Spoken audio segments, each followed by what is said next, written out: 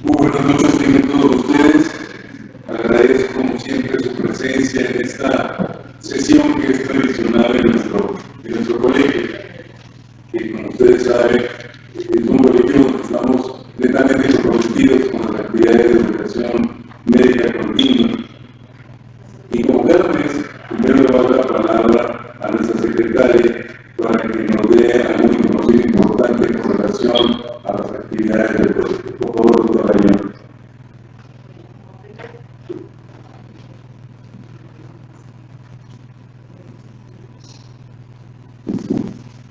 Como primer punto, tenemos la lectura del acta de la Asamblea Ordinaria anterior, la cual versó sobre actualidades en el manejo anestésico de introducción.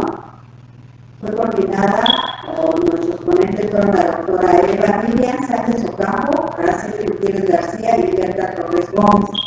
Tuvimos 79 asistentes presenciales y 235 virtuales. Bueno, y tomando como referencia los participantes virtuales, quiero informarles que para fines de recertificación del Consejo Nacional de Certificación en Anestesiología, sabemos que la asistencia a estas sesiones mensuales también nos va a dar puntos para la certificación, que si en un momento dado a los asistentes no les llegara su constancia vía virtual, nosotros vamos a tener unas listas en las cuales cuando ustedes tengan la necesidad de solicitar su constancia para esos 5 puntos que nos da el Consejo por la asistencia a estas sesiones, solamente lo soliciten al colegio y se les va a regresar esa constancia por el mismo medio, por el correo. Otro punto que también queremos tocar es la regularización de nuestra membresía.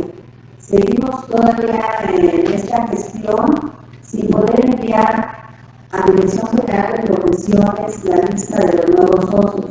Y la razón de esto es porque no han completado expedientes.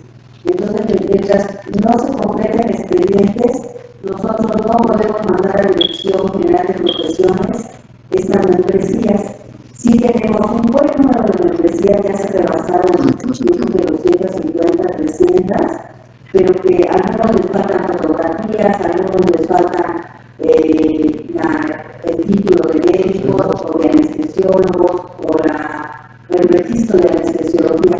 Entonces, les pido el favor que si en esta situación se encuentran algunos de ustedes o los que nos están escuchando virtual, nos envíen esta documentación para que nosotros podamos llevar a cabo este trámite. Sí, sabemos que es responsabilidad del colegio, pero sí necesitamos que ustedes participen y se apeguen a la solicitud de Dirección General de Profesiones. Y como último punto, el día de hoy el doctor García Arriola nos otorga una beca para el curso internacional de manejo esencial del dolor, y esta beca la vamos a arrojar en un momento entre los asistentes presenciales que estén activos dentro del colegio, o sea que tengan pagada la validad 2017. Lo mismo que hay 5 lugares para 5 residentes. Entonces eso lo haremos al final de nuestra sesión. Y bueno, esto sería todo por parte de la secretaria. Muchas gracias, doctora Isidora Vázquez, tesorera de este colegio. ¿Tienes comentarios importantes que proporcionarnos? Buenas noches a todos. Como siempre, mi participación con ustedes es invitarlos a participar en un gran curso que tenemos ya en ya faltan 2 meses. Entonces hay que facilitar la situación, y para esto ustedes ya se dieron cuenta que más o menos durante 2 meses mantenemos las promociones de inscripción para que se animen y se inscriban lo más pronto posible, y no dejemos al final que sube un poquito más la cuota. Estamos invitando a los cursos de alta especialidad de la CLS y el PALS. El primero cuesta 5,000 y el segundo cuesta 4,500. Son fuera de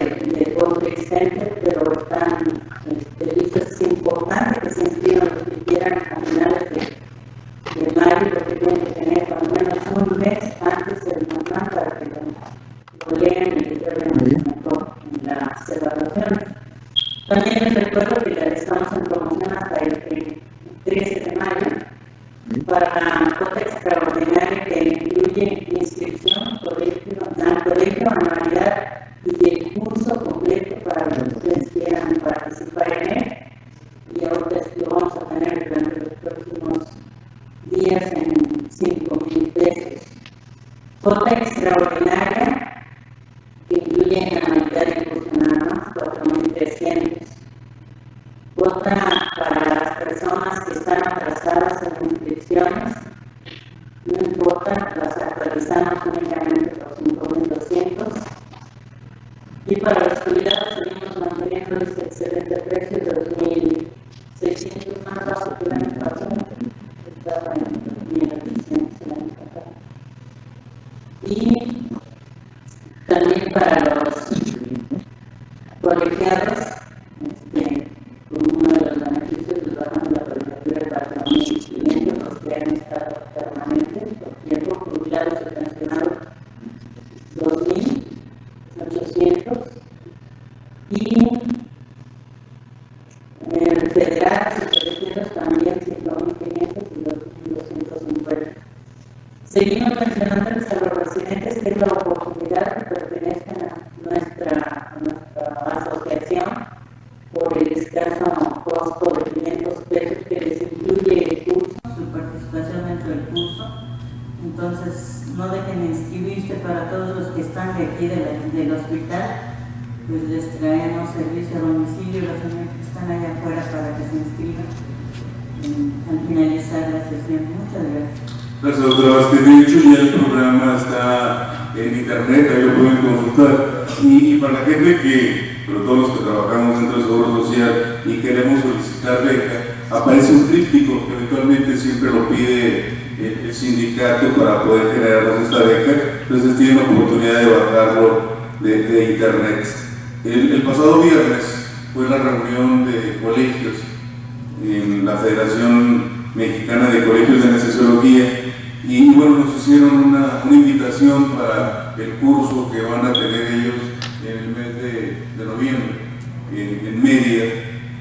También dicen que en 15 días ya se va a poder consultar el programa y nos felicitaron por los ponentes que tenemos nosotros en el curso anual, que como siempre hemos dicho, la gente lo busca por el alto nivel académico del mismo, y este nivel pues está dado por talento de anestesiólogos mexicanos, como es la sesión del día de hoy, a quien agradezco profundamente al doctor Jesús Miguel Sapi Madrigal, que es uno de nuestros más recientes egresados de este hospital de especialidades y que ahora trabaja en ginecobstetricia, en la Gineco 4.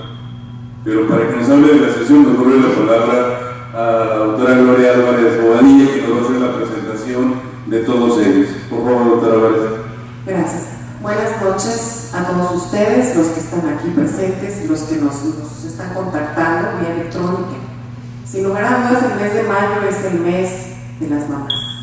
Y por este motivo hemos hecho alusión, ¿verdad?, a un tema relacionado con el binomio materno-fetal. Sin duda alguna, el tema que hoy compete es un tema extremadamente interesante y de dominio de muchos y de pocos a la vez. ¿A qué me refiero? Cuando hablamos de parto, definitivamente lo asociamos de alguna manera con la palabra distosia. Y cuando hablamos de distosia nos podemos referir a diferentes ámbitos: distocias de partes blandas, distocias de partes óseas, distocias de la dinámica uterina, en fin, sobresalen un sinfín de factores que vienen a alterar, ¿verdad?, todo este trabajo de parto. Imaginen ustedes por un momento cuando hablamos de comorbilidades que se asocian a esa madre, ¿verdad?, y a ese producto. Sin duda alguna, las complicaciones que puede haber pueden ser variadas y múltiples. Cuando pensamos por un momento que ese parto puede ser instrumentado, pues la situación se agrava aún más. Sin un manejo óptimo de la anestesia, difícilmente el ginecólogo puede enfrentar una situación difícil como es el parto instrumental. Definitivamente un tema actual, un tema de hoy y un tema que debemos manejar todos los anestesiólogos es este rubro. Hablar de parto comprometido implica lo que antes llamábamos como sufrimiento fetal. El compromiso de ese bienestar fetal, tanto materno, se traduce, ¿verdad?, en una vida futura llena de complicaciones o bien libre de riesgos. Definitivamente el panel que hoy nos acompaña de profesores son gente joven, gente con impulso y con mucha energía.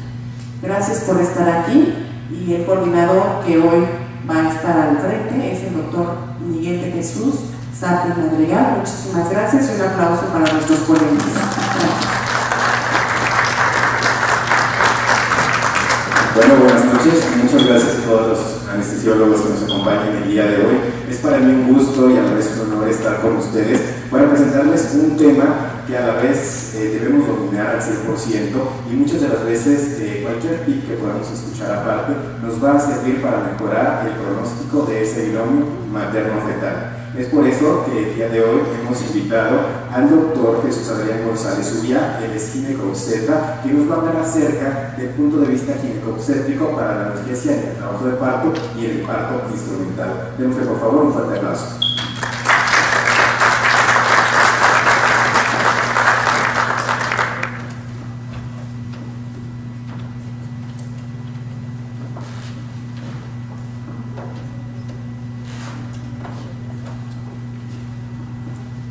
Hola, ¿qué tal? Buenas tardes.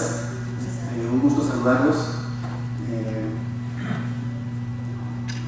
Agradeciendo la invitación al Colegio Mexicano de Anestesiología, a la doctora Rojas, al doctor Sapí, que fueron los que me dieron la amabilidad de invitarme a esta charla, a esta plática con ustedes.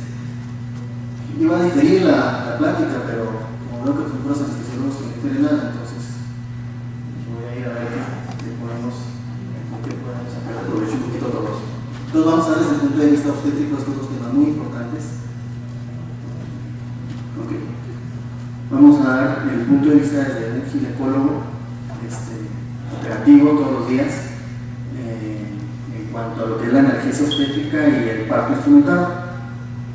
¿Cuál sería el objetivo? ¿Qué necesito yo que se queden con al menos una idea? ¿Qué necesitamos aquí en México, en todas las unidades de atención de pacientes ginecológicas y obstétricas, que este sería el tema?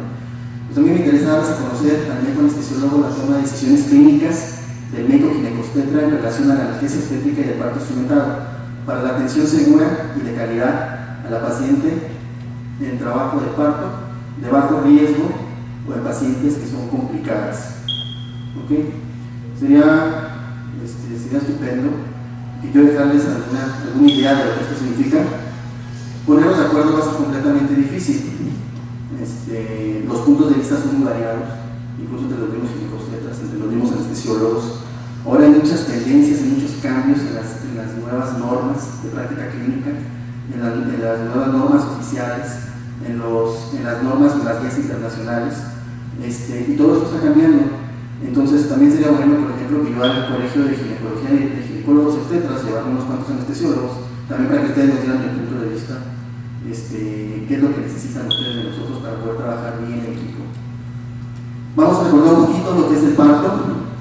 Créanme que pensando qué diapositivas, qué información incluir, creo que algunos conceptos generales que a veces ya con los años queremos dominarlos y se nos olvidan, detalles que nos pueden dar pautas y nos pueden decir, bueno, qué es lo que se debe de hacer de acuerdo hasta las simples definiciones.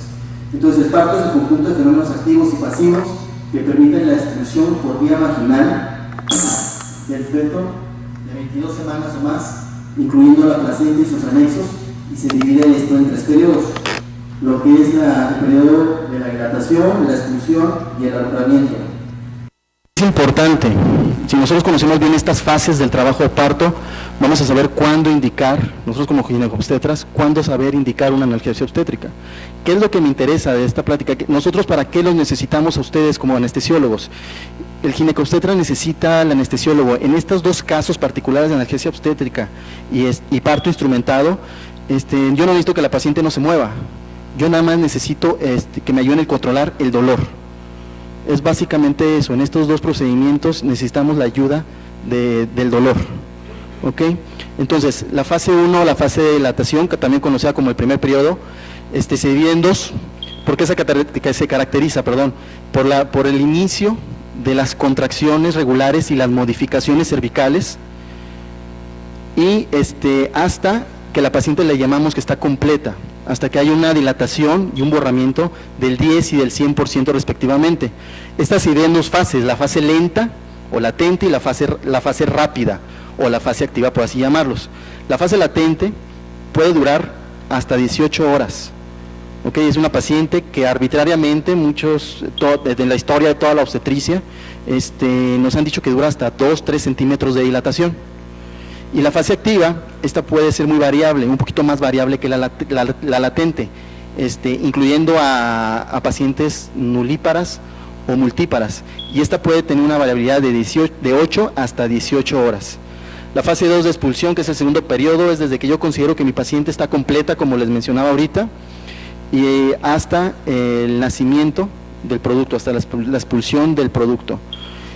Muchos lo consideran, para ser más específicos, el pinzamiento del cordón. Dura en promedio 30 minutos, cuando la paciente ya tiene 10 de dilatación, por fin llegó a 10. Tenemos 30 minutos en una multípara, en promedio, tenemos un poquito más, tenemos un poquito menos, y 1 hora en nulíparas. Puede ser hasta un máximo de 2 horas, si utilizamos lo que es la analgesia obstétrica. Y la fase 3, que es el alumbramiento, el tercer periodo, esta tiene una duración límite de 30 minutos. Bibliografía anterior, literatura de hace 20, 30 años nos daban hasta 1 hora. Ahora vemos que si después de 30 minutos se puede considerar una retención placentaria y hay que empezar a actuar. Ya está retrasado el alumbramiento a partir de los 10 minutos. Generalmente nosotros extraemos, y generalmente en el 98% de las ocasiones, extraemos la placenta en un promedio de 4 a 8 minutos. ¿Qué necesito para tener un parto? Necesito lo que es los movimientos cardinales del trabajo de parto. Estos son todos los movimientos que tiene el bebé a través de la pelvis, desde el encajamiento hasta la expulsión, para que se pueda desarrollar un trabajo normoevolutivo. Nosotros como obstetras tenemos que conocerlos muy bien, hacer bastantes, miles, millones de tactos para saber por qué la paciente en cualquier momento nos puede hacer una distocia, un parto complicado.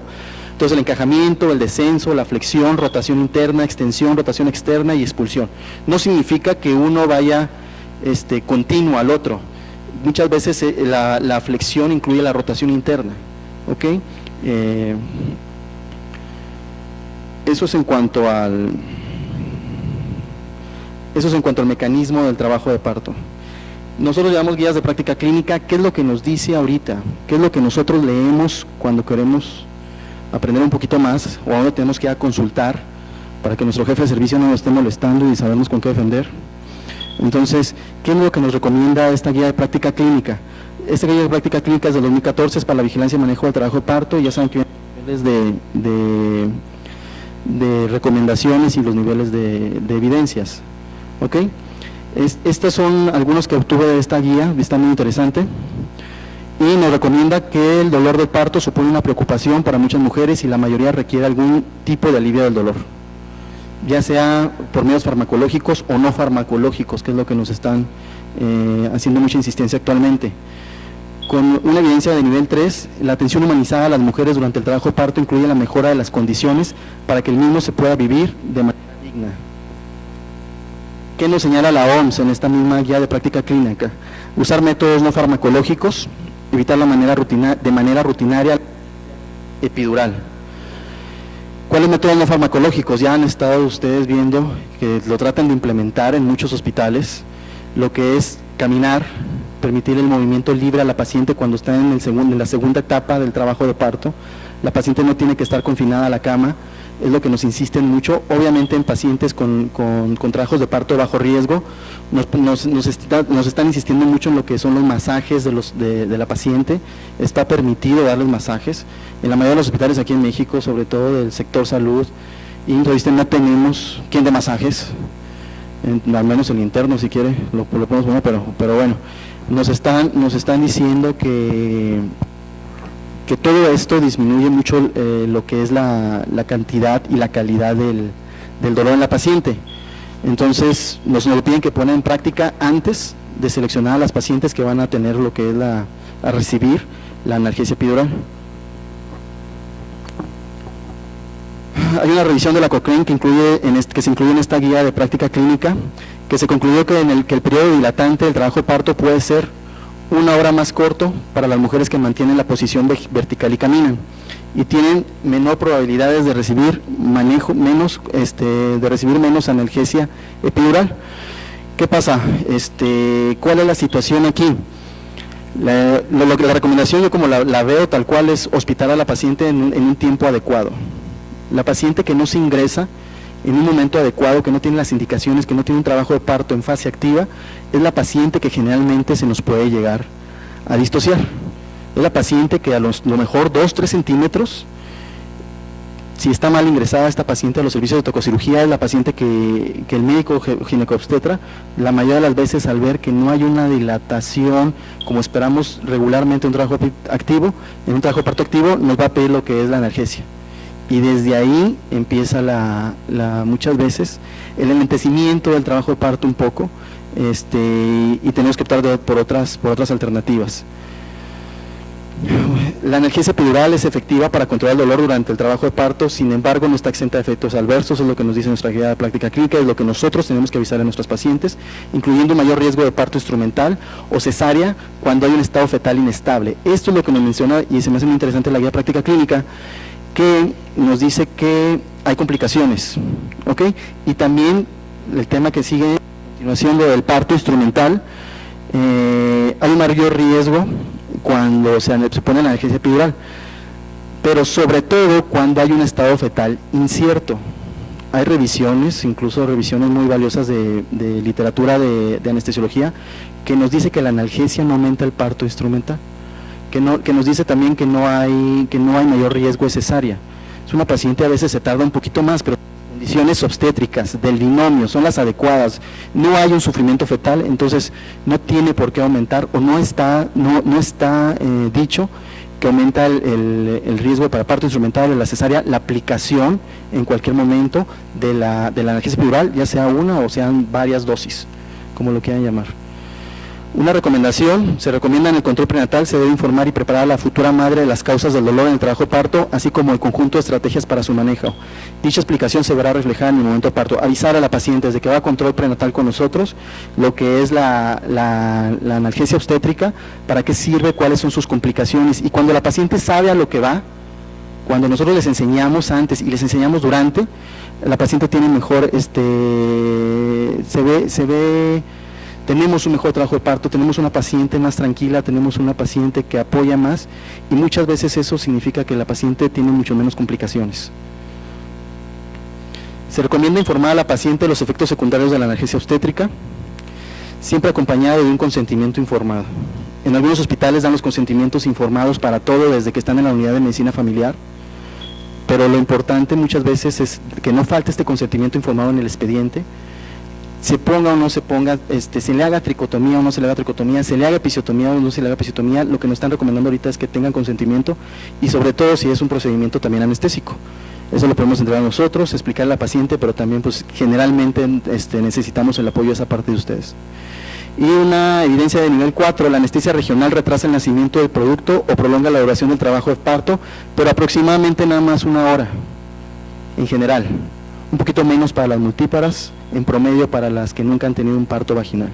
1 hora nada más es lo que nos dice que retrasa. Entonces, una paciente que tiene multigesta, que tiene 5 o 6 centímetros de dilatación y que tiene mucho dolor, la podemos seleccionar para ser candidata para una analgesia obstétrica.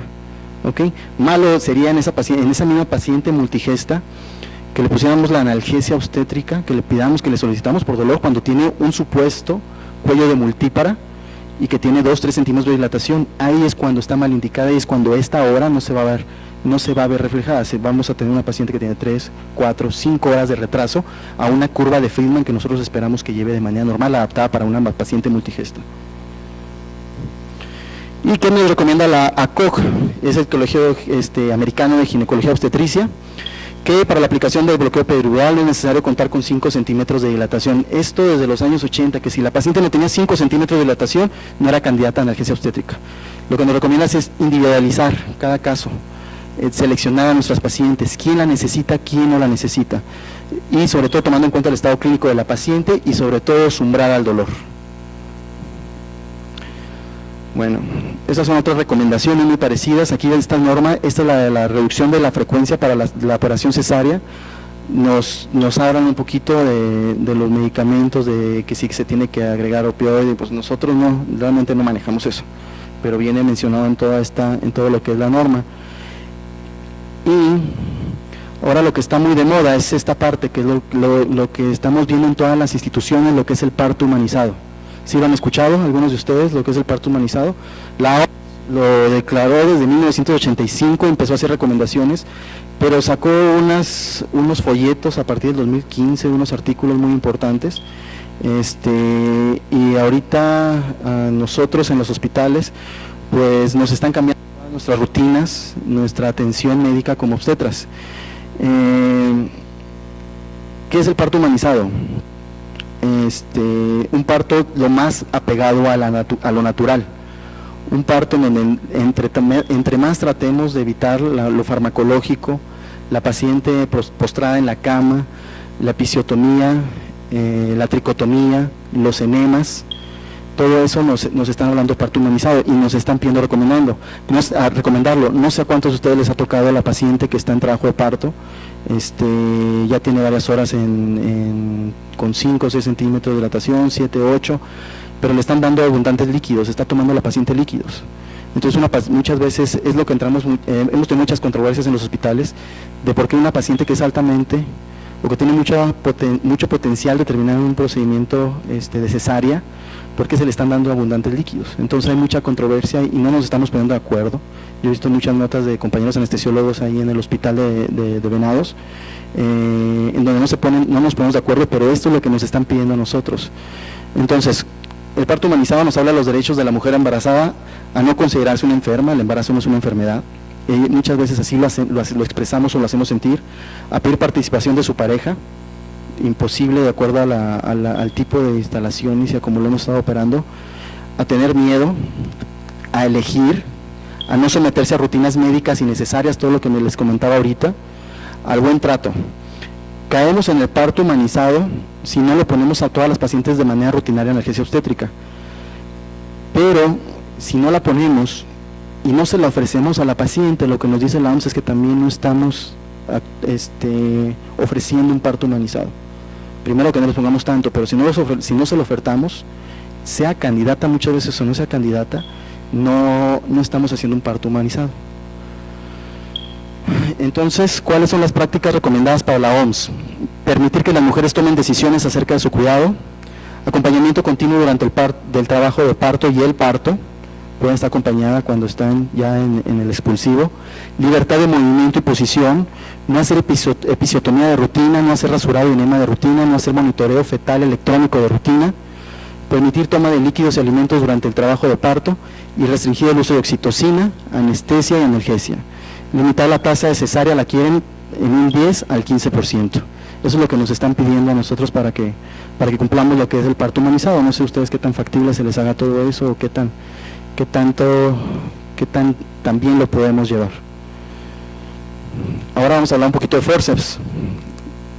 Yo creo que a todos les ha tocado estar en partos instrumentados, también conocidos como aplicación de forceps o parto operatorio.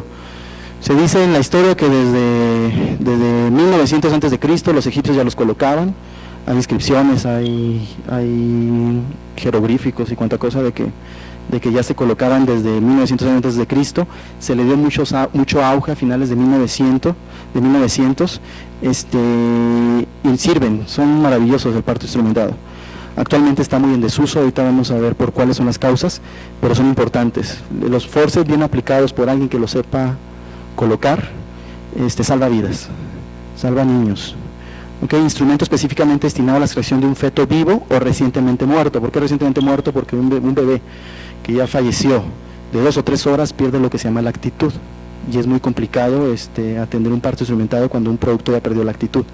De latín tenaza, principal clasificación son clásicos y especiales, y 2 tipos de funciones primarias, tractores y rotadores. Cuando la variedad de posición no es la adecuada, no está en occipito anterior, podemos utilizar un forceps muy importante para nosotros que se llama forceps de Killian, y ese es un forceps de tipo especial que nos ayuda a rotar el producto y extraerlo.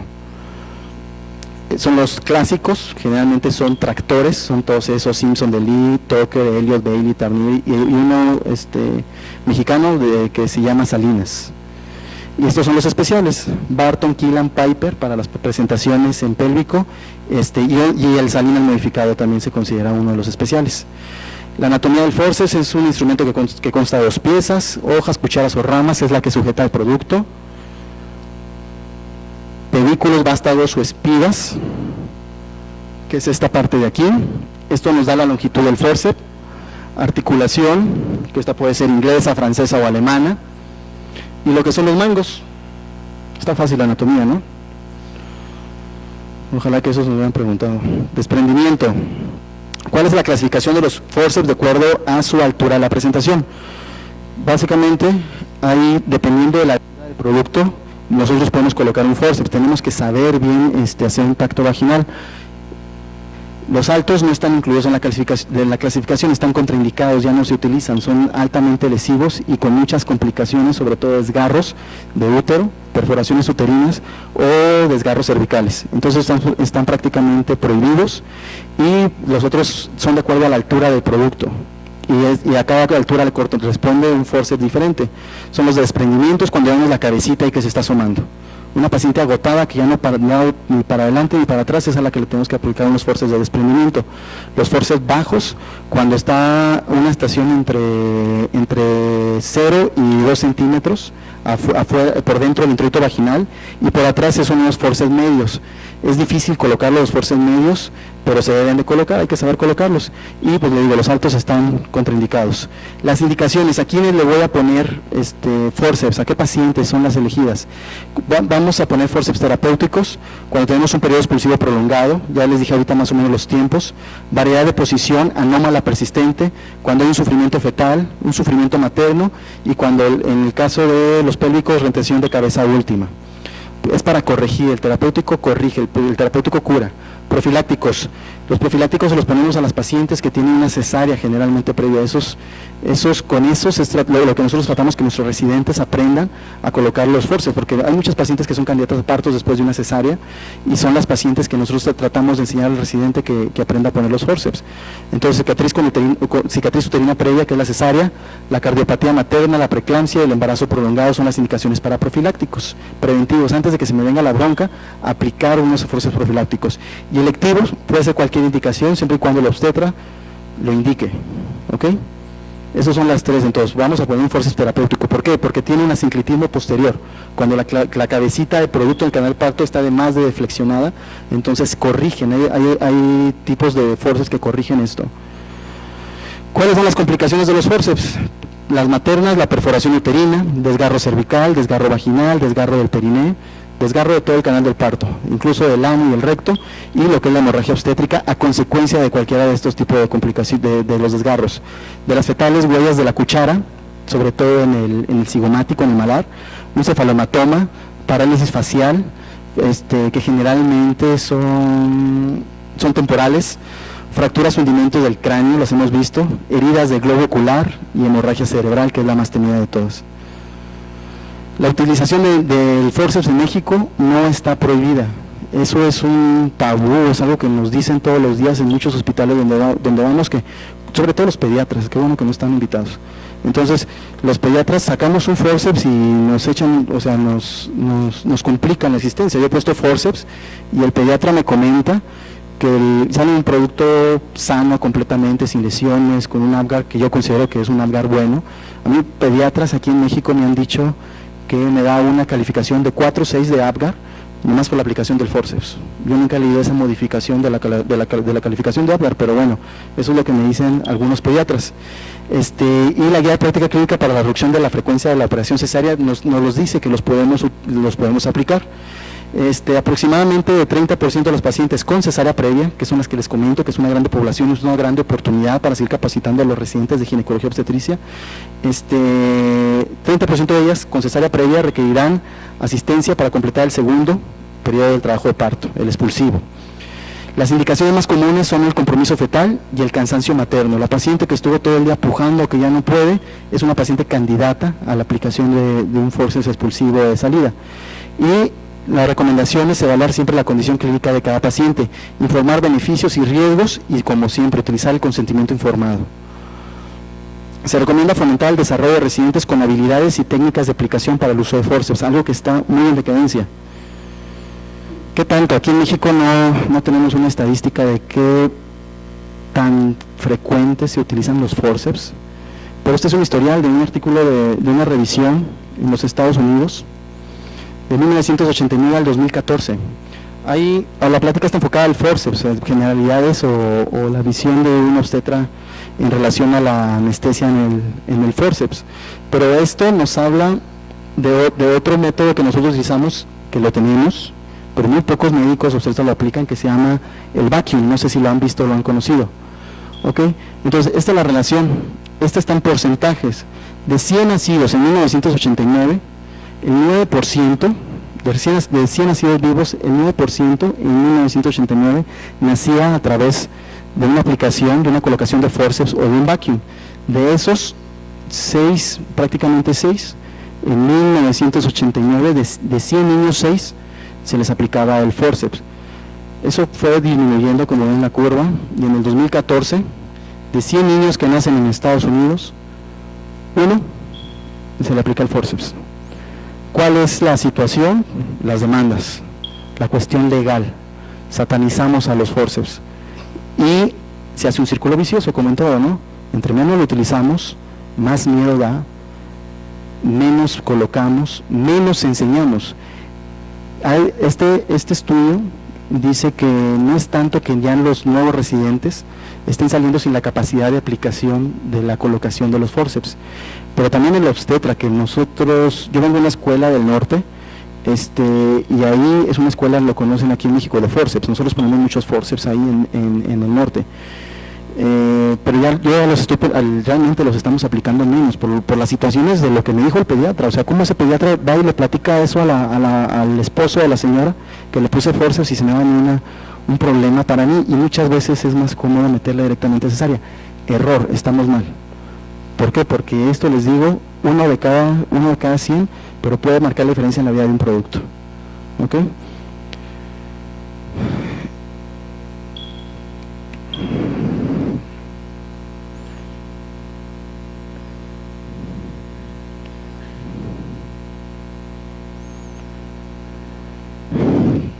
Esto es en cuanto a los residentes, hablando de la muerte, así le llaman en este artículo del 2016, en donde también este Consejo de Acreditación para Graduados en Educación Médica acredita a un médico residente en Estados Unidos que, colocando aproximadamente 5 forceps en todas sus 4 años de especialidad, que también en Estados Unidos son 4 años de especialidad, 5 forceps ya está acreditado para aplicarlos. ¿Ok? Yo creo que alrededor de 100 forceps más es cuando uno agarra la capacidad y el toque, como le decimos, ¿no? para la aplicación de los forceps. Entonces, nosotros estamos aplicando menos. ¿Qué recomienda este artículo? Este artículo recomienda, pues estamos en Estados Unidos, recomiendan maniquís con la famosa realidad virtual, que es la única situación. Dicen que el forceps no se va a morir, que le enseñamos a los residentes, pero bueno, eso es lo que recomiendan ellos. Pero ya saben que no es lo mismo practicar con el maniquí que practicar con la paciente, o hacerlo con una paciente en vivo y a todo color. Eso sería todo.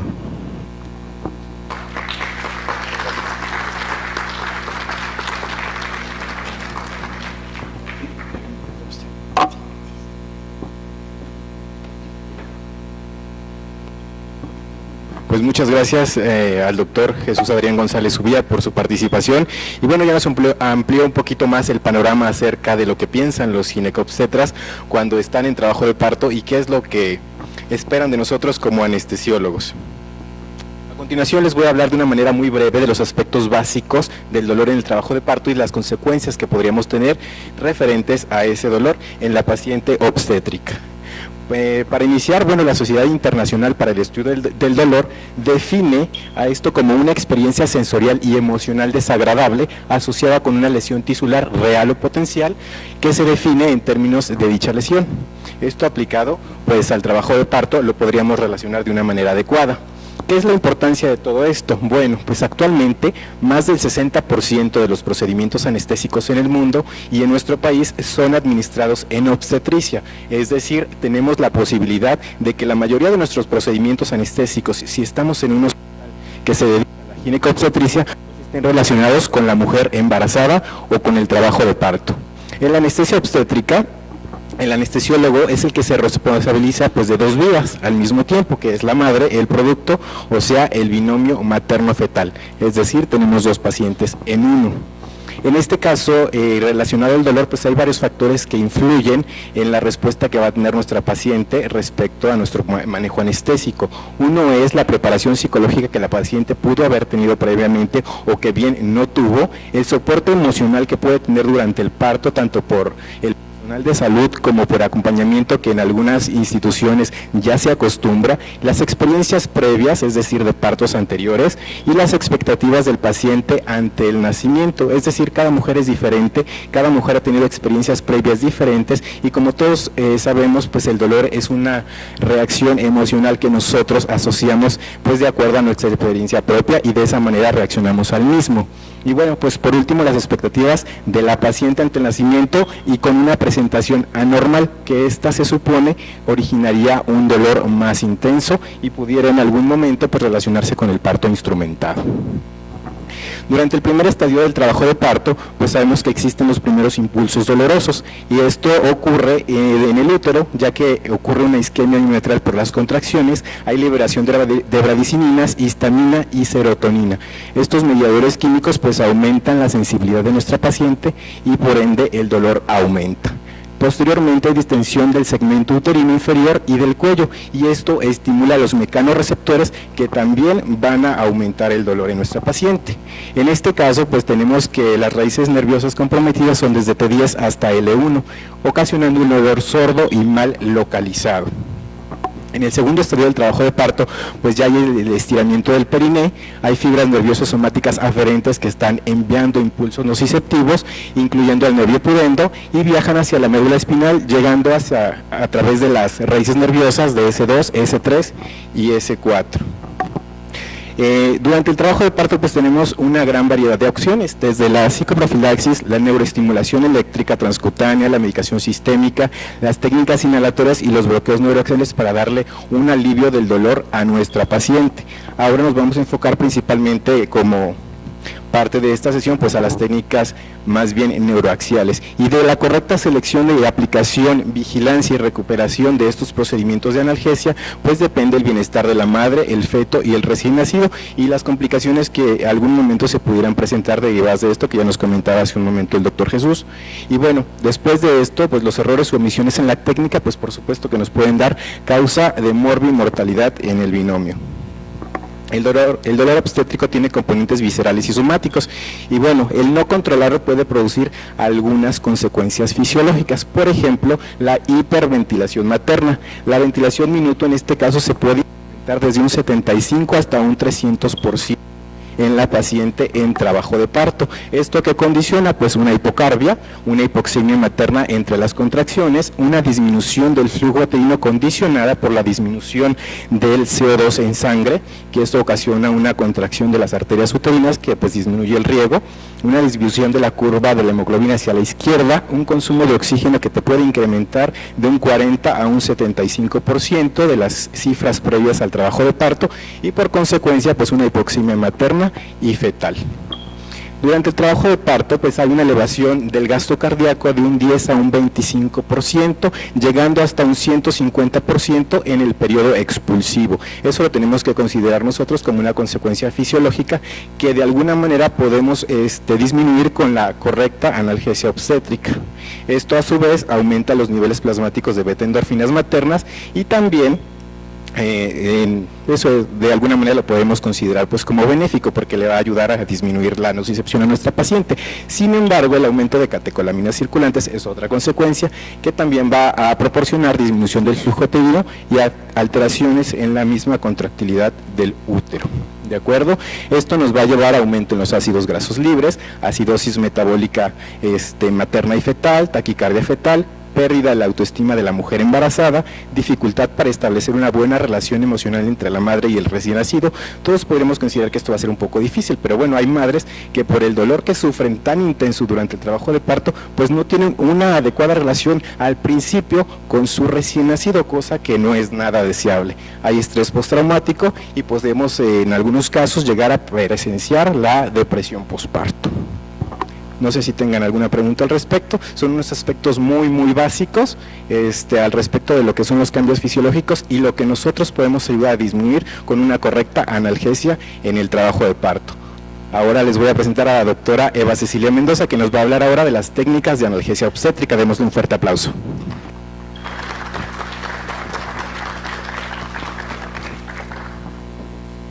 Bueno,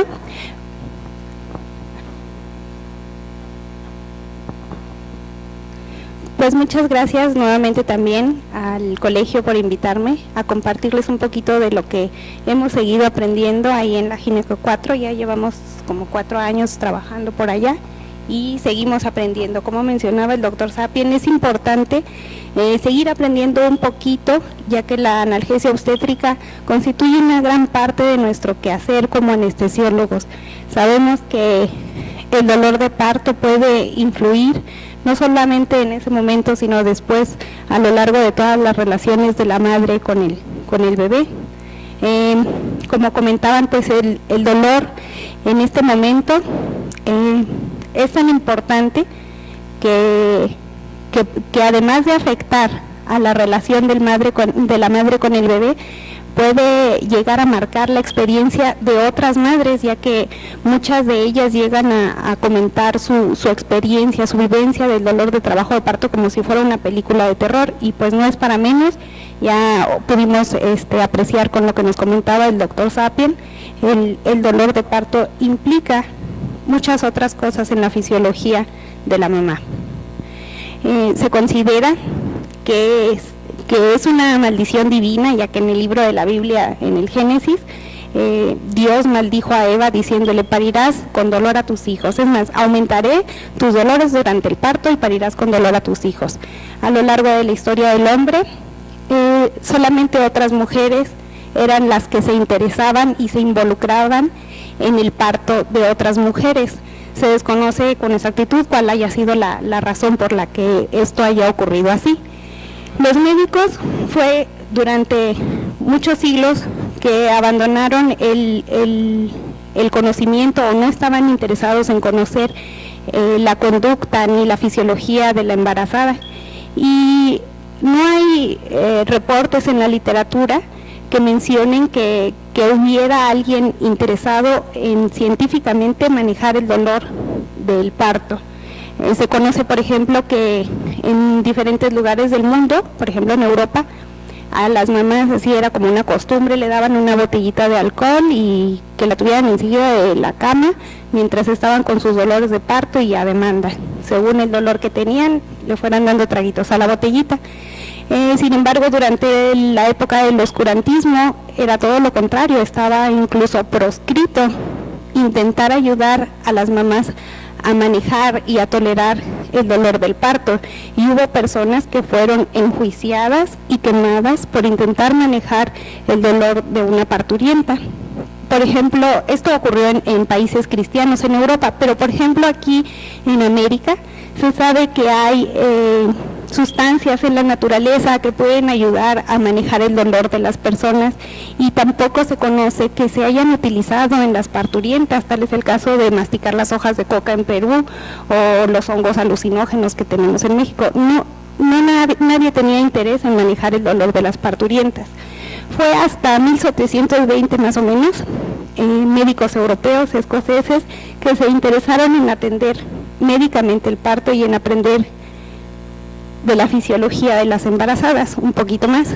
Más o menos en 1800, este médico escocés publicó una tesis donde él recomendaba en sus medios para aliviar el dolor del parto, utilizar eméticos, distraer a la paciente, hacer ejercicio, pero también daban muestra del desconocimiento que se tenía de la fisiología de la embarazada.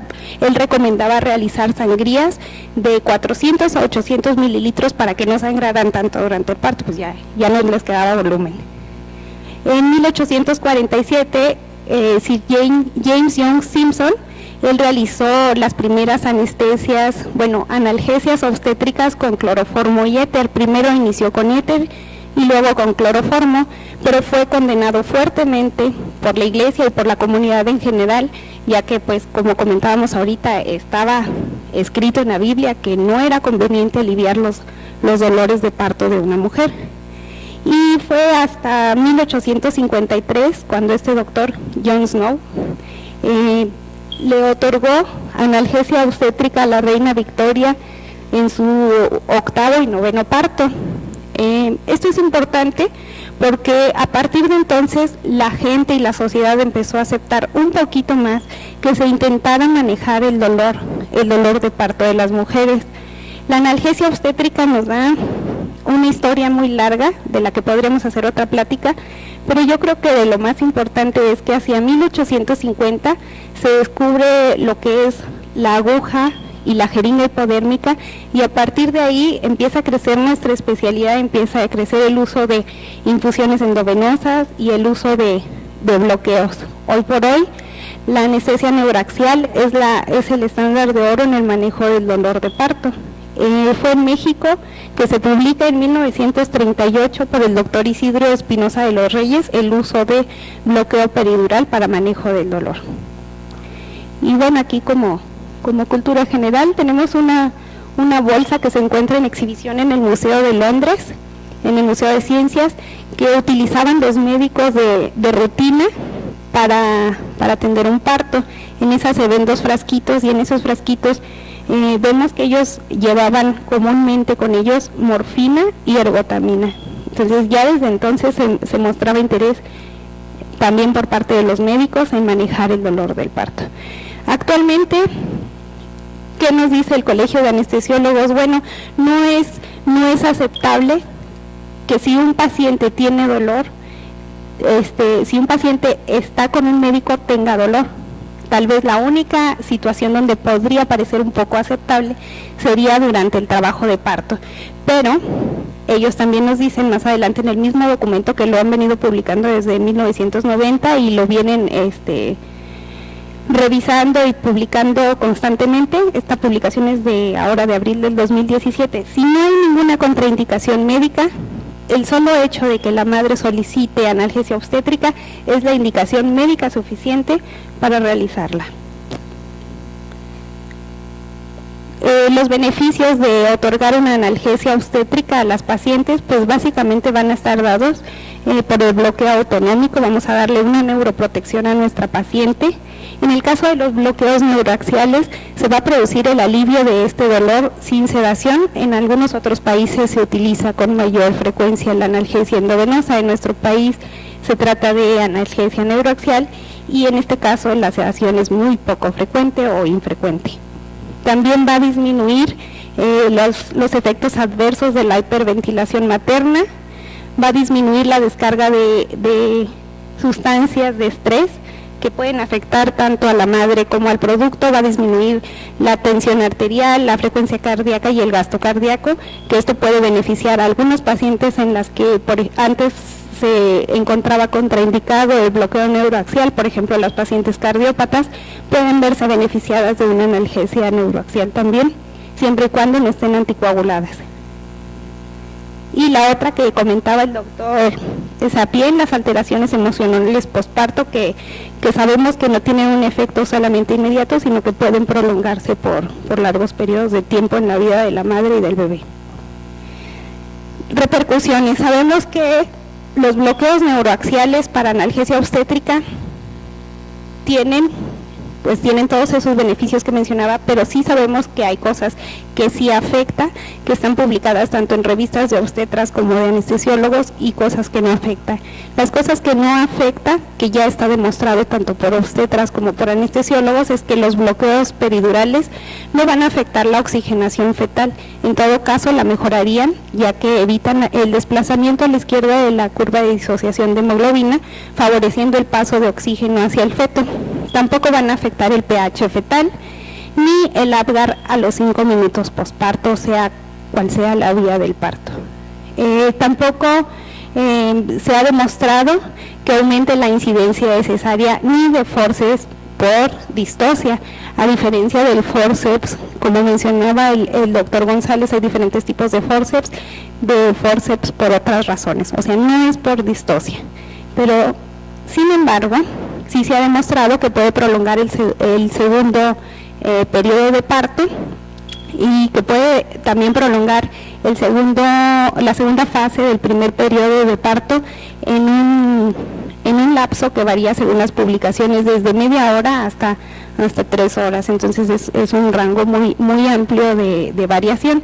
Sin embargo, pues la mayoría de las pacientes dicen, bueno, pues dame 3 horas más de dolor si es un dolor más tolerable. Entonces, en la práctica clínica se ve que es preferible manejar de todas maneras la analgesia obstétrica. Tampoco se ha demostrado que afecte el primer periodo de parto en su duración total, ni en la lactancia, ni que se requiera aumentar la dosis de oxitocina que se estaban utilizando previamente a la analgesia. Otra de las repercusiones que sí se ha demostrado que tienen los bloqueos neuroaxiales es la fiebre. Hay muchas teorías, pero la más aceptada de todas es que en estas pacientes, a diferencia de en otros pacientes, el bloqueo neuroaxial produce una alteración en la temperatura que no tiene que ver con el descenso, sino con la fiebre, con producción de fiebre por alteración en la termorregulación. Y la incontinencia urinaria inmediata asociada sobre todo al uso de opioides, especialmente morfina. Los problemas que se asocian a la anestesia neuroaxial obstétrica pues son los que se pueden observar en otros bloqueos, la cefalea, la lumbalgia, la radiculopatía, y de aquí tal vez la más importante clínicamente sea la hipotensión, que se presenta hasta en un 20 a 30% de los casos de pacientes bloqueadas. Y bueno, aquí les quise compartir estas guías publicadas por la ASA el año pasado. Son una actualización a aquellas que se publicaron en el 2007. En ellas se revisaron cerca de 500 documentos. Viene en estas guías de práctica clínica la referencia, y se hizo también una consulta entre miembros al azar, miembros activos de la ASA y 11 miembros de la fuerza de trabajo de la Task Force de la ASA activos, que se consideraban expertos en el manejo de paciente obstétrica. En todos los casos, la categoría de la evidencia escrita, voy a abreviar esto, fue evidencia escrita, ensayos aleatorizados, ensayos observacionales o insuficiente. Y de la opinión basada en evidencia, A, cuando era soportada tanto por el comité de expertos, y B, cuando era nada más por el comité de miembros de la ASA al azar. Bueno, ¿cuáles fueron los resultados de estas recomendaciones? Del lado izquierdo podemos observar en el paréntesis las recomendaciones escritas, y del lado derecho las recomendaciones del comité de expertos y de los miembros de la ASA activa. Aquí podemos observar que nos recomiendan que realicemos una historia clínica, un examen físico. Ellos sí nos recomiendan que deseablemente la cuenta de plaquetas intraparto se efectúe en ese día o una vez iniciado el trabajo de parto. La determinación y el grupo de RH, podemos ver aquí también que nos la recomendaban ampliamente, sin embargo, no se encontró que hubiera diferencia en el desenlace de los partos si teníamos el grupo ORH, bueno, era de esperarse. Y nos recomiendan también ampliamente registrar continuamente la frecuencia fetal, sin que sea indispensable realizar un récord electrónico de esta frecuencia fetal. En el caso de los medicamentos para prevención de aspiración, como los antiácidos no particulados, por ejemplo el bicarbonato y los antagonistas H2. En todos los casos la evidencia escrita demostró un mayor pH en todas las pacientes y datos equívocos en relación al volumen. También ellos nos aconsejan utilizar la metoclopramida en forma rutinaria en pacientes que no tienen contraindicación para su uso. Y las guías que nos comentaba el doctor González de la OMS, ellos nos dicen también, bueno, los pacientes pueden estar utilizando, las pacientes obstétricas, estar consumiendo moderadas cantidades de líquidos claros en pacientes no complicadas o no complicables y que no tengan otros riesgos para aspiración. Tanto en las guías de la ASA como en las recomendaciones de la OMS encontramos esta indicación y dicen moderadas cantidades, pero no nos dicen cuáles son las moderadas cantidades, no nos hablan de un volumen. En ambos casos nos dice que el volumen es menos importante que la presencia de materia particulada o de sólidos. Entonces, aquí nada más hay que tener bien presente cuáles son las pacientes complicables, aquellas pacientes que nosotros esperamos que les puedan hacer una cesárea, las pacientes con riesgo para aspiración, las obesas mórbidas y las complicables, como les comentaba, preeclámpticas, gemelares o con cualquier otra indicación que podamos esperar que vayan a tener una cesárea.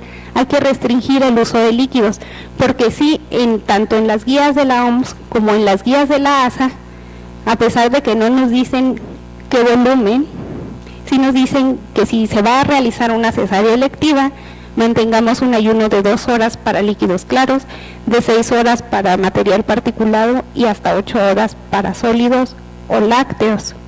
Entonces, como no tenemos un límite establecido, la recomendación es esa, limitar la ingesta de líquidos, aunque sean líquidos claros, en aquellas pacientes con riesgo para aspiración o pacientes con riesgo para realizarle cesárea. ¿Qué nos dice también la ASA? Bueno, proporcionar la analgesia neuroaxial en el momento en que se nos solicite sin estar esperando una dilatación cervical específica. Y en el caso de bloqueo subaracnoideo o de anestesia combinada, nos recomiendan la administración de 500 mililitros de cristaloide sin tener que esperar a que haya transcurrido toda la carga para realizar nuestro bloqueo. En todos los casos, tanto en la evidencia escrita como de los expertos, se recomendaba por igual el uso de efedrina o fenilefrina para el manejo de hipotensión. Y otra de las recomendaciones que se recomendó mucho por la evidencia escrita, pero no así por el comité de expertos, es la colocación temprana. Temprana es en cuanto llegan al hospital, a las pacientes complicables o las pacientes con vía aérea difícil o con riesgo de cesárea. También ellos nos recomiendan la infusión peridural sobre las infusiones endovenosas o la administración intramuscular de analgésicos. Y estas guías también nos recomiendan la combinación de anestésicos locales con opioides para proveer de una mejor analgesia. Sin embargo, la evidencia escrita no es concluyente en cuanto al desenlace de los partos en pacientes cuando se combinan anestésicos locales con opioides, en la incidencia de hipotensión y en el Apgar durante el primer minuto de los productos a los que se les administró opioides. También nos recomiendan utilizar bajas concentraciones de anestésicos locales, pero no nos dicen qué tan bajas. Utilizar anestesia, cuando se utiliza anestesia combinada, utilizar una aguja con punta de lápiz para disminuir la incidencia de cefalea postpunción. Y las guías previas nos recomendaban, era así casi que mandatorio, la técnica combinada de anestesia espinal epidural. En estas guías nuevas nos recomiendan utilizar la técnica que mejor domine la persona que va a colocar la analgesia. De estas mismas recomendaciones que hablaba el doctor González, en ellas se recomienda la limitación del uso sistemático del bloqueo neuroaxial para manejo del dolor. Ellos también hicieron revisiones de literatura, mencionan el número de artículos que se revisaron, etcétera, etcétera. Y ellos ellos llegaron a la conclusión de que todas las anestesias neuroaxiales, sean epidurales con dosis altas, epidurales con dosis bajas o anestesias combinadas, los desenlaces en cuanto a parto y Apgar en el primer minuto y quinto minuto después del parto, en todos los casos eran muy similares, y nos recomiendan también las otras técnicas para control de dolor, las cuales van a tener mayor utilidad, sobre todo en el primer periodo de parto. Sin embargo, ya en la conclusión de esta recomendación de la OMS, nos dice que la calidad de la evidencia para la mayoría de los resultados era evidencia de calidad baja o muy baja, especialmente en aquellos estudios en los que se realizaron estudios de terapias alternativas, ya que no se comparaban estas terapias alternativas con metodología convencional o medicación neuroaxial. Los fármacos que se utilizan, bueno, en otros países, como mencionaba, y en algunos lugares todavía se utiliza mucho la analgesia obstétrica endovenosa. Aquí viene el inconveniente de las drogas más frecuentemente utilizadas. En Estados Unidos se utiliza meperidina. El inconveniente es que si el parto no ocurre en las primeras 4 horas después de haber iniciado la infusión endovenosa, se va a haber acumulado una cantidad suficientemente alta, ya que la meperidina nos genera un metabolito activo, que es la normeperidina, y se va acumulando en el producto. El fentanilo puede producir depresión respiratoria materna en el momento de estar haciendo la analgesia y también en el producto.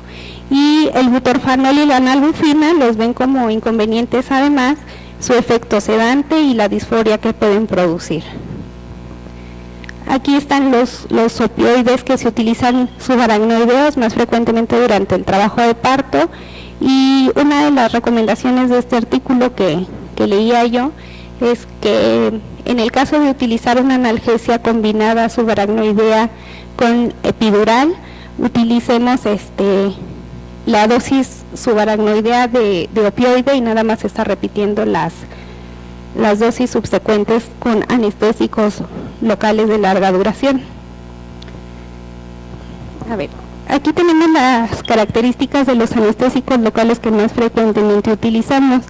De aquí considero importante recordar que a través de la placenta van a pasar aquellas moléculas que pesen menos de 600 y que... Ay, Dios, ¿dónde está?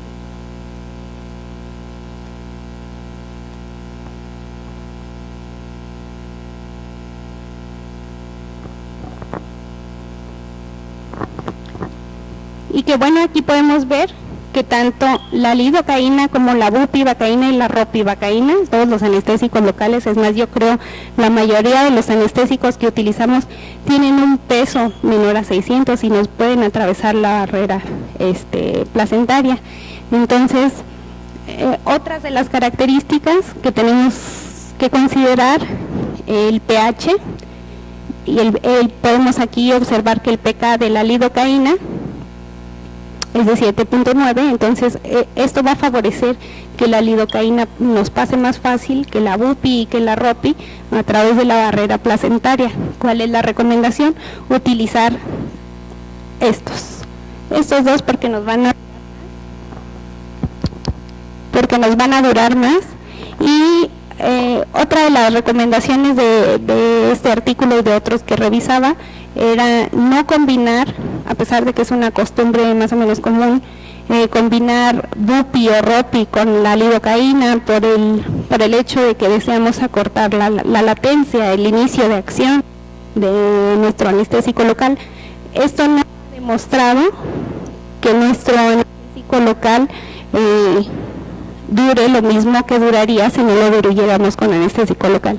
Entonces la recomendación es utilizar concentraciones bajas de bupi o de ropi sin diluir o sin mezclar con lidocaína porque nos disminuye el tiempo del efecto.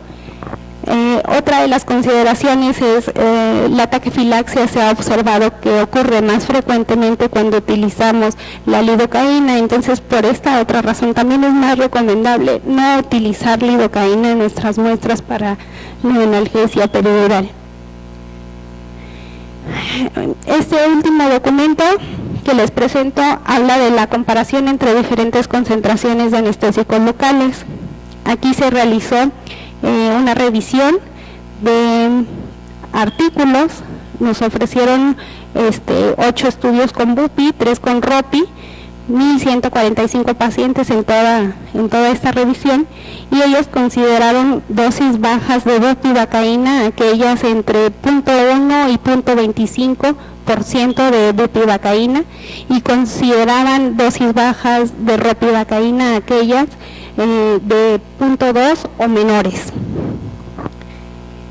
En estos casos en los que se utilizaron anestésicos locales en concentraciones bajas, sí se reportó en todos estos estudios una menor incidencia en el parto vaginal asistido, que era la meta primaria del estudio, ver si utilizando concentraciones más bajas tenían menor incidencia de partos instrumentados.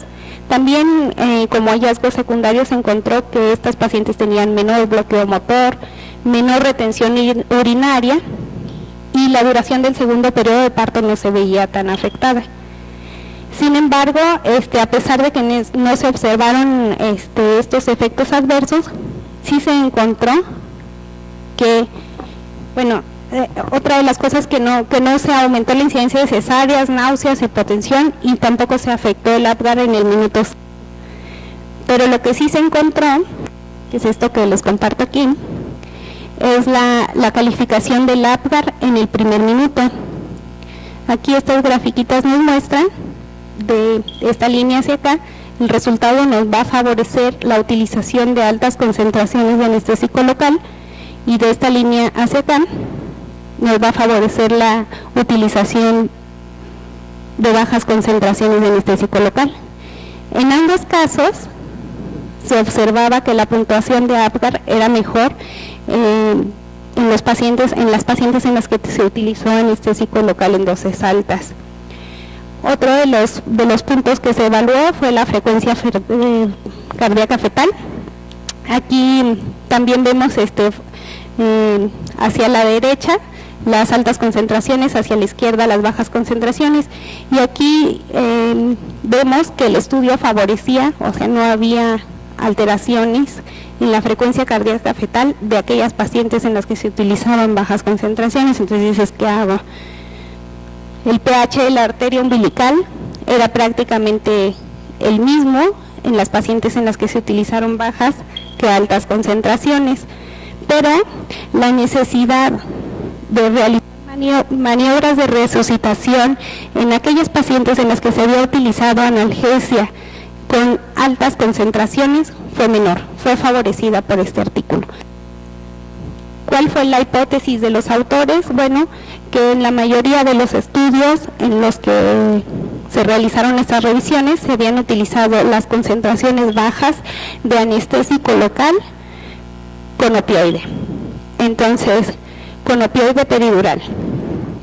Volviendo a la recomendación que les hacía hace un momento, si utilizan un bloqueo subaracnoideo, usarán menores dosis que las que se requieren por vía peridural, y si administran un catéter peridural como único manejo para esta paciente, la recomendación sería reservar el opioide para el final, para las dosis finales, de modo que dadas las características del feto, del pH y de la fisiología de la placenta, no veamos afectado al producto por la administración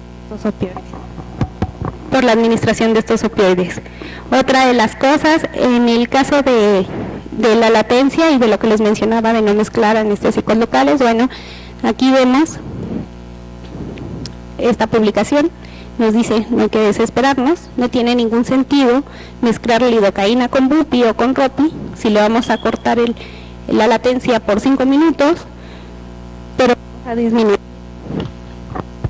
vamos a disminuir el tiempo del efecto del anestésico local, entonces no tiene sentido, no desesperemos.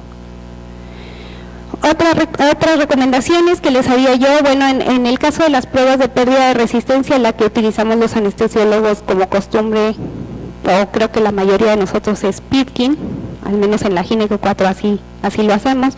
Entonces, en el momento de realizar la prueba de Pitkin estamos inyectando una cantidad importante de aire. La administración de este aire puede disminuirnos la efectividad de nuestra analgesia.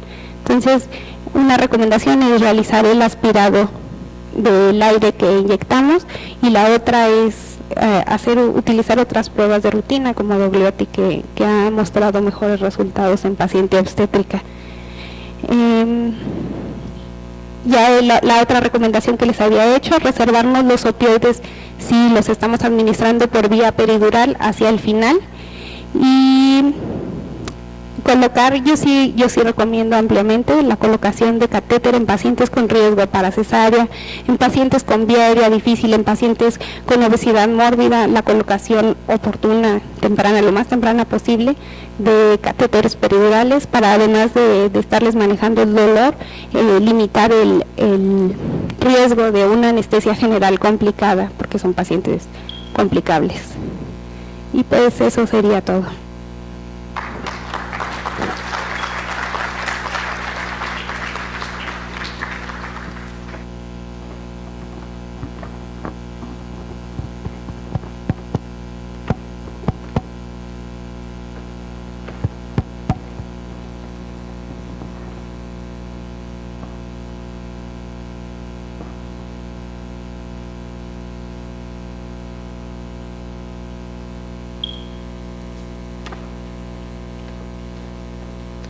Hola, buenas tardes, buenas noches, gracias por la invitación.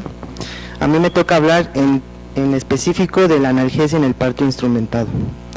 Cabe mencionar que en el hospital donde yo laboro, la mayoría de las pacientes inician su trabajo de parto con analgesia obstétrica. Quiere decir que ya al llegar a la expulsión, a donde se requiere un forceps, un parto instrumentado, pues ya la paciente ya tiene per se un catéter peridural instalado. Habrá, en ese sentido es mi intención comentar que la mayoría de los manejos de un parto instrumentado pues son una vía epidural. Sin embargo, en la literatura universal hay muchos manejos, ya se hablaron de varios, ya se habló de la meperidina, ya se habló del éter. Sin embargo, hay óxido nitroso, existe el remifentanilo, el fentanilo IV, el fentanilo intramuscular, etcétera, etcétera. Sin embargo, esta parte de la plática solo va a estar enfocada en el parto instrumentado. No se va a enfocar a ninguna otra parte, ni a un otro manejo bueno, para la literatura, al buscar la literatura a nivel universal de lo que es parto instrumentado, lo que más se encuentra más que un manejo es complicaciones. Entonces, en este artículo del analgesia en el labor y complicaciones obstétricas, se hace una referencia que en el hospital Tripler del ejército, en específico en Hawái, se observó que no había diferencia o no había un cambio en la incidencia de parto instrumentando, ya sea si se había puesto en una fase temprana la analgesia obstétrica epidural o una fase tardía. Nada más cambia del 11.1% al 11.9%. En realidad no hay cambio en la razón o la incidencia de un parto instrumentado, dependiendo de la analgesia epidural. En otro artículo, otra referencia dentro del mismo artículo, se hizo un estudio que maneja de manera aleatoria a mujeres con analgesia epidural, y como se decía, en un grupo se manejó a pacientes con bupivacaína 0.1% junto con fentanilo 2 microgramos por mililitro, y se compara con otro grupo en donde se maneja bupivacaína al 0.25%, que son las concentraciones que la doctora comentó. Y ahí sí hubo un cambio, ¿no? Ahí sí hubo una comparación de un 6% a un 24%. Hay una mayor incidencia con concentraciones altas de anestésico local, y entonces una analgesia con concentraciones bajas de anestésico local va a disminuir la incidencia de parto instrumentado. Ahí sí hubo con una P significativa del 0.03%. ¿A qué nos va esto? Entonces, como decía, se recomienda más unas dosis con concentraciones bajas, aunados a en este caso fentanilo, a que se utilice una dosis con concentraciones mayores. En este otro artículo que dice que es nuevo en la analgesia en labor y en cesárea, se hizo un estudio del 2000 al 2009 en los Países Bajos, en donde se mostró entre mujeres nulíparas, hay 616.063 mujeres. En este periodo del 2000 al 2009 se aumentó el uso de analgesia epidural de un 7.7% a un 21%.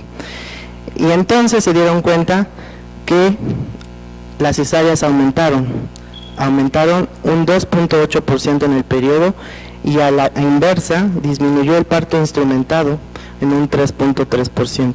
A lo que voy, se ha usado más, la tendencia es usar más la anestesia epidural o neuroaxial, y entonces ya los ginecólogos ya no se esperan a un feto sufriendo, ya en ese momento se decide la opción abdominal, la interrupción abdominal, la cesárea, y ya no se esperan más para un parto instrumentado o un parto en sí. La tendencia entonces es más analgesia epidural, sin embargo aumentan no por complicaciones, sino por el mismo hecho de no esperarse a una complicación o a un evento adverso diferente, se decide mejor la interrupción vía abdominal. Y entonces llegamos a una revisión que hace Cochrane, se llama analgesia para parto con forceps. Acuérdense que el parto instrumentado, como le decía el doctor, también existe el vacuum. El vacuum en nuestro hospital casi no se utiliza de rutina, se utiliza más bien los forceps. Entonces, en esta revisión hecha por Cochrane se hacen varias comparaciones, sin embargo solo voy a hablar de algunas que se me hacen de las más interesantes. Cabe mencionar que esta publicación es del 2013, sin embargo los artículos donde se basan pues son un poquito más anteriores. Entonces, la primera comparación se compara el diazepam versus ketamina. Entonces, se compara la administración intravenosa rápida de 30 miligramos de diazepam, entre paréntesis y aparte se le pone óxido nitroso inhalado a la paciente, con la administración de 2 miligramos por kilo de ketamina intravenosos en 30 segundos. En este grupo de pacientes no se administró óxido nitroso. Y se observó que en el grupo que recibió diazepam, en comparación con ketamina, realmente no hubo diferencia estadística, no hubo alivio mayor significante dentro de los dos grupos. Entonces, quiere decir que realmente no es mayor el diazepam a la ketamina. Es una P significativa del 0.07% con un riesgo 1.42 con una confianza del 95%. Entonces, acuérdense que todo esto no es en la analgesia en paciente eutóxico, no, es en el parto instrumentado. La segunda comparación es diazepam contra el éter. Se comparó 30 miligramos de diazepam en 30 segundos y el otro grupo, éter administrado por una enfermera con adiestramiento en anestesia. Obvio, este estudio no fue hecho en nuestro país.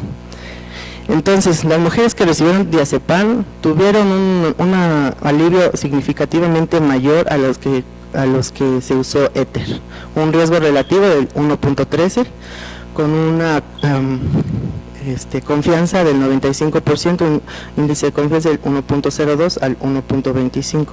Entonces, en este estudio sí se comparó una mejor alivio del dolor con el uso de diazepam. Les reitero que esto es en el uso de forceps nada más, ¿vale? Comparación 3.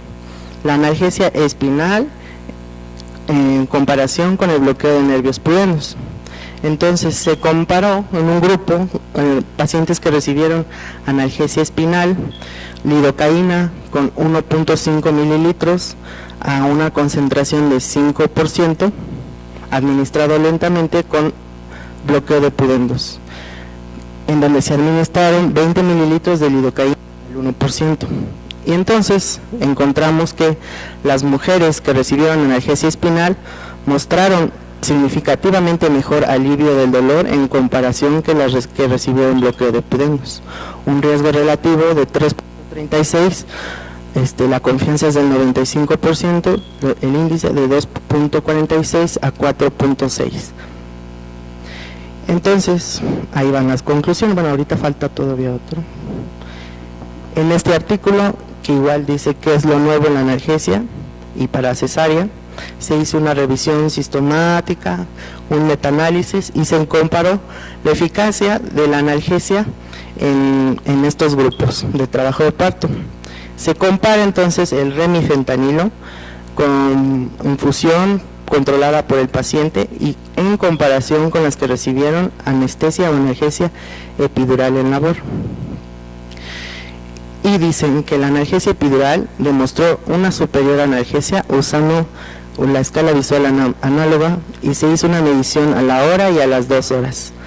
A la hora hay una diferencia de la escala visual análoga entre una y otra de 1.9 centímetros y a la segunda hora de 3 centímetros, quedando así que es mucho mejor la analgesia epidural que una infusión continua de remifentanilo, todo controlado por el paciente. Entre las conclusiones entonces encontramos que la analgesia neuraxial temprana o tardía no interfiere en incidencia en la razón de presentación de un parto instrumentado, y esto ya se ha dicho varias ocasiones por los 3 ponentes. Entonces, la dosis y concentraciones bajas del anestésico local dependen de la incidencia. Si usamos menos, es mejor usar menos concentración a una concentración más alta. Entonces, y se prefiere cada día la analgesia epidural o la analgesia neuraxial a otras técnicas analgésicas para la aplicación de forceps. Por lo que queda más frecuentes son cesáreas y menos frecuente el parto instrumentado. Se prefiere la analgesia neuraxial, analgesia endovenosa. Se prefiere la analgesia neuraxial, anestesia local. Y el remifentanilo, bueno, es lo nuevo a lo anterior, que es diazepam, meperidina o ketamina.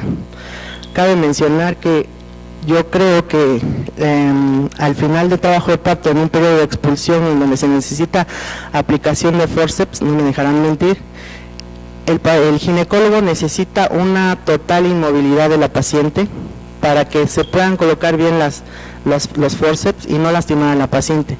Es un proceso doloroso, pues que es instrumentado, es grande el forceps y necesita que la paciente esté totalmente relajada para colocarlos. Y realmente no necesita pujar mucho.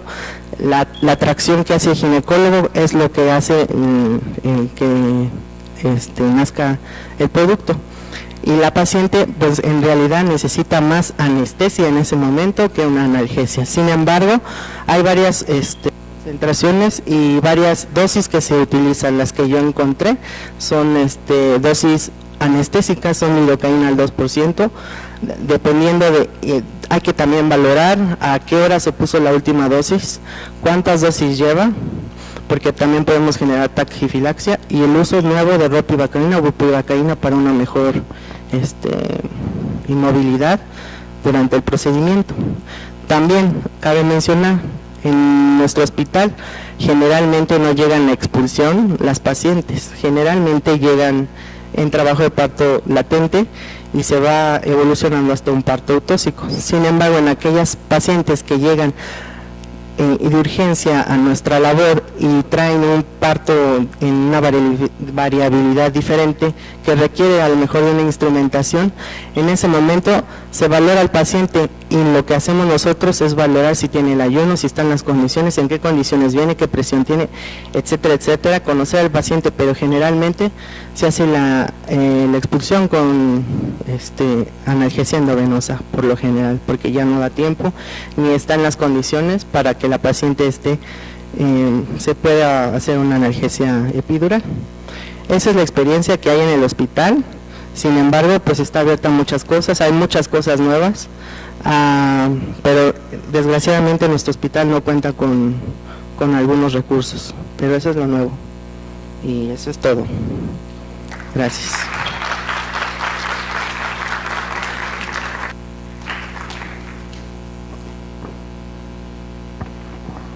Muchas gracias a la participación también del doctor Javier Iván Montoya Silva.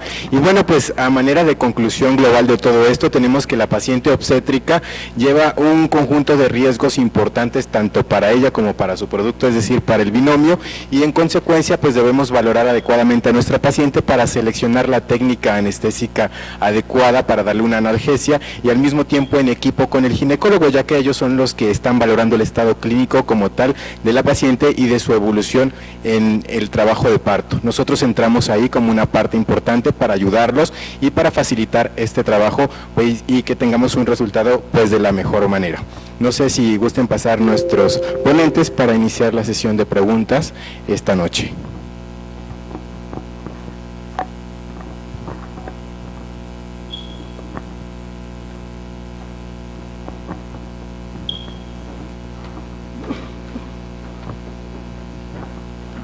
Pues tenemos comentarios a nivel virtual, doctor Sapien, y la mayoría coinciden en que la sesión fue excelente al estar tocando temas de interés general para los anestesiólogos.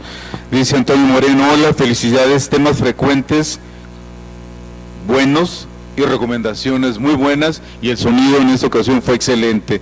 Rutibón Acevedo dice: muchas gracias por tan excelentes sesiones, felicidades. La doctora Marilena Ponce Muñoz pregunta: ¿en qué nivel de atención hay consulta prenatal de anestesia para brindar una información adecuada con relación a lo que es realmente la analgesia obstétrica? Bien, le cedo la palabra ahora sí al doctor Jesús González, ya que él como ginecobstetra lleva el control de nuestras pacientes a lo largo de todo el embarazo. Consulta prenatal anestésica, como tal no hay en los hospitales, al menos de segundo nivel de atención. Ok, yo creo que sería importante, pero ahorita no la tenemos. Consulta de anestesia prenatal anestésica, no hay y sería importante.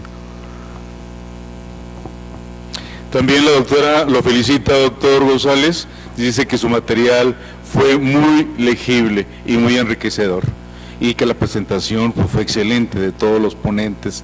Jessica Ave dice: la ponencia de hoy y la anterior han sido demasiado enriquecedoras y profesionales. Muchas felicidades a nuestros ponentes. Felicitaciones a todos. Rosa María Pérez González dice: gracias, muy amables como siempre. Felicidades a todos, desde la administración hasta los ponentes. Y bueno, yo quiero preguntar si alguien en el público tiene algún comentario o alguna pregunta para nuestros ponentes. Por favor, doctor.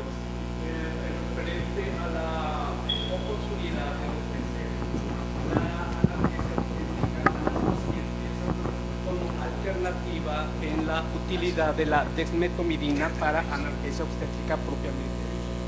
Existen publicaciones que la citan como parte de la familia de los medicamentos donde la paciente por las condiciones fetales, las condiciones de la madre, no nos permiten utilizar medicamentos que nos pueden costar una cara evolución con la satisfacción primero de la analgesia en la paciente como del término del parto. Entonces, ¿cuál sería la recomendación a utilizar desmetomidina y si el grupo de expertos la ha utilizado y cuál sería su experiencia clínica? Gracias.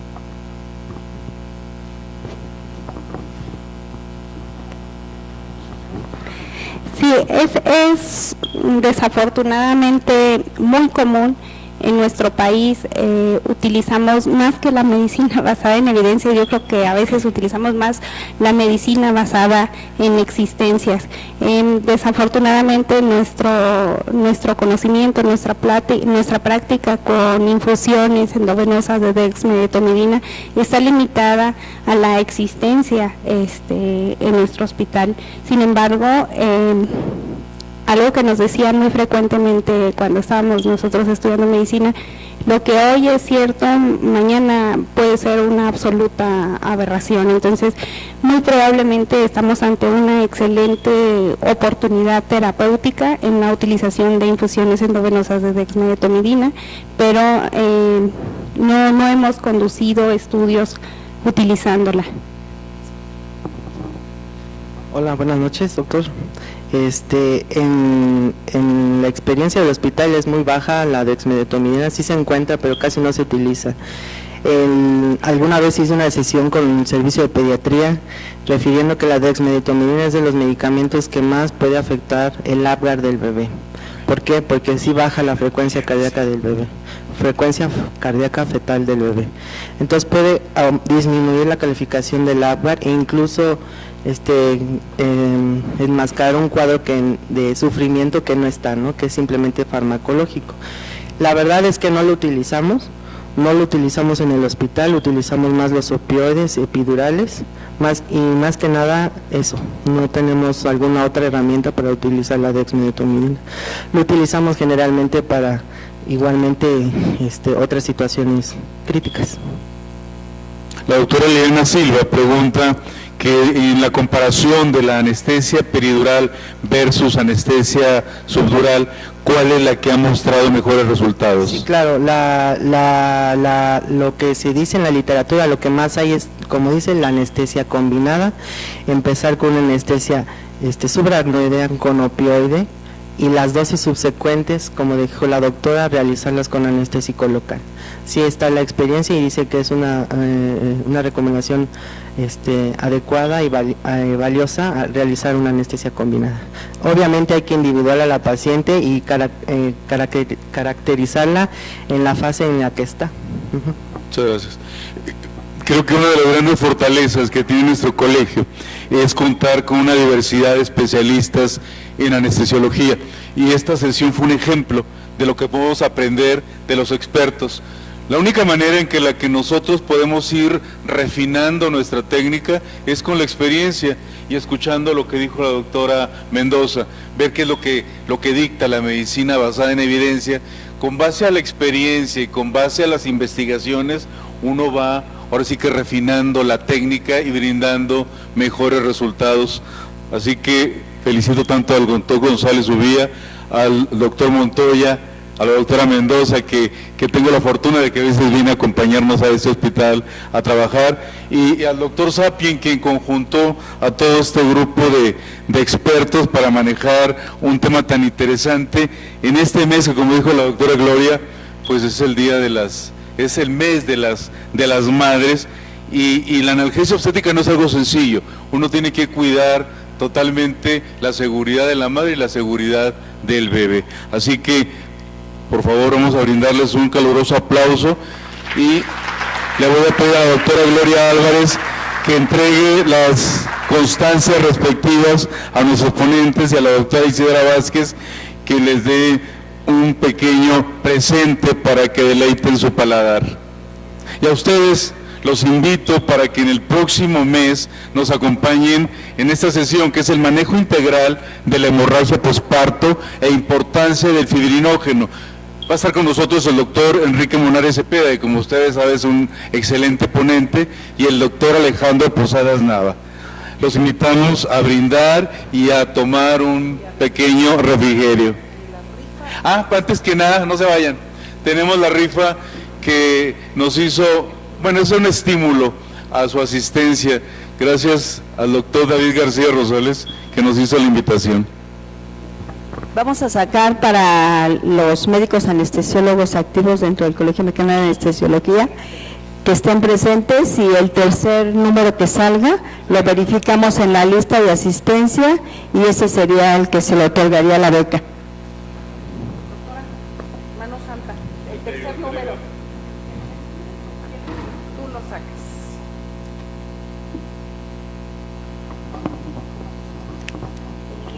El número 10 está descalificado. Fuera. Que es Portillo Hernández Miguel Ángel. El número 12, Gregorio Sánchez Huitrón. Fuera. Fuera. Y el ganador es El número 32. Es el doctor Gutiérrez Cervantes. Adelante, doctor, felicidades. Y ahora, Gutiérrez Cervantes, sí. Y tenemos 5 becas para residentes. Entonces, si no han pagado su curso, sí es conveniente que hagan su pago, ¿eh? Bueno. Ya sabes. A ver, es que este es el único.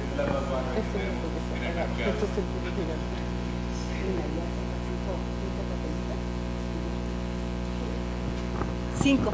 Y para que seamos, vamos a agilizar esto y los primeros 5 van a ser los.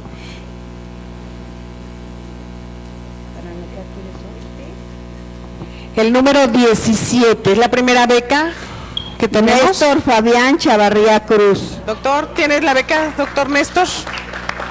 La beca es tuya. A ver, el siguiente número 1. Michelle López González. Okay.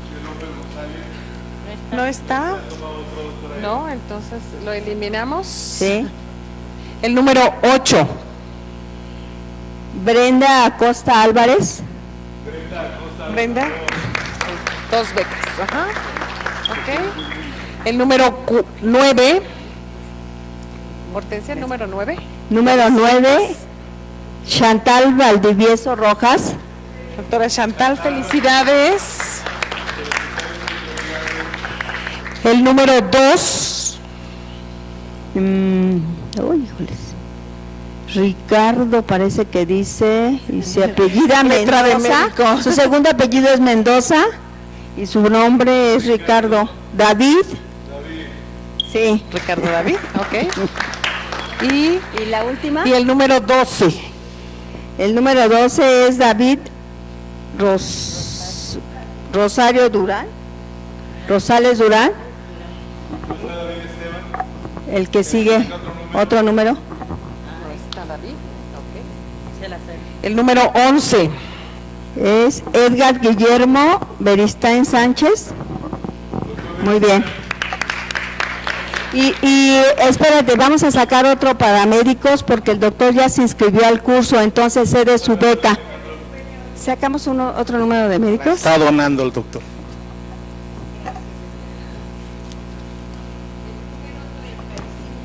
El número 35 es Erika León Álvarez. Erika León Álvarez. ¿A dónde está? Excelente. Muy bien, bravo, Erika. doctora. Sí.